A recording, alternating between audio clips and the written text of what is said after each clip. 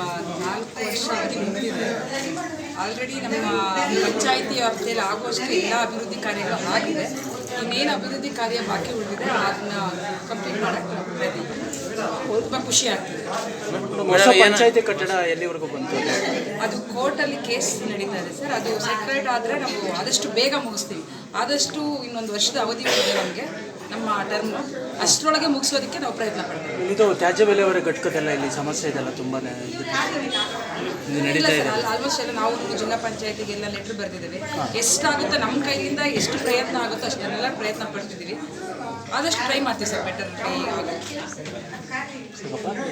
ಮತ್ತೆ ಏನು ಸಮಸ್ಯೆಗಳಿದ್ದಾವೆ? ಮುಖ್ಯವಾಗಿ ಸವಾಲು ಅನಿಸಿದಂಥ ಸಮಸ್ಯೆಗಳು ಇದಾವೆ ಪಂಚಾಯತಿ ಅಂಥ ಸವಾಲಿಸುವಂಥ ಸಮಸ್ಯೆಗಳು ಕುಡಿಯೋ ನೀರು, ರಸ್ತೆ, ನೀರು ಸಮಸ್ಯೆ ಇದೆ.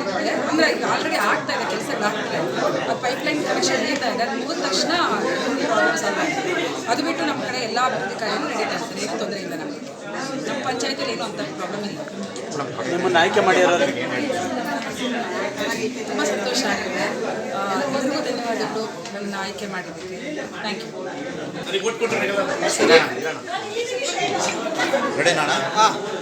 ನಮ್ಮ ಪಂಚಾಯಿತಿ ವ್ಯಾಪ್ತಿಯಲ್ಲಿ ಇದುವರೆಗೂ ಎಲ್ಲ ಸದಸ್ಯರು ಕೂಡ